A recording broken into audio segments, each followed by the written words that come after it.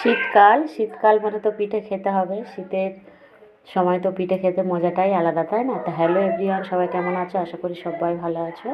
তো আমিও মোটামুটি আছি। এইভাবে দিন কাটছে। বাপের বাড়িতে এসেছি, আর কি হবে। তো কিছু তো দেখানোর নেই, কি করব। তো আমি এই ভিডিওটা মানে এইভাবে ভিডিও দিচ্ছি, কিছু করার নেই।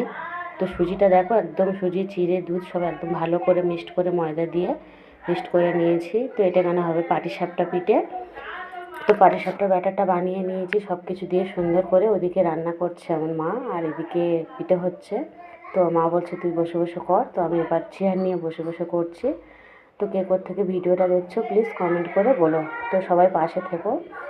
তো দেখো এরকমভাবে করেছি, তো খুব সুন্দর উঠেছে সব পিঠেগুলো, এত সুন্দর উঠেছে, খুব সুন্দর। তো শেষে আবার একটু পাকান পিঠে, এই পিঠে আবার কে কী বলো, আমাদের এখানে পাকান পিঠে বলে। তো একদম ফুলে ঢোল হয়েছে, এত নরম হয়েছে না, পরে খেয়ে ভয়েসটা তো পরে দিচ্ছি। খুব সুন্দর হয়েছে, এত নরম হয়েছে পিঠেটা, তো কী বলবো। তো এইভাবে পাটিসাপটা পিঠেগুলো সব বানিয়ে নিয়ে তারপরে একটু মানে এত নরম হয়েছে দেখো, উল্টাতেই পারছি না। তো আমার মারও ওপারে রান্না হয়ে গেছে, আমারও এটা শেষ হয়ে গেছে। তো সবাই পাশে থাকো, এইভাবে দিন কাটছে। কালকে আবার নতুন ভিডিও নিয়ে আসছি।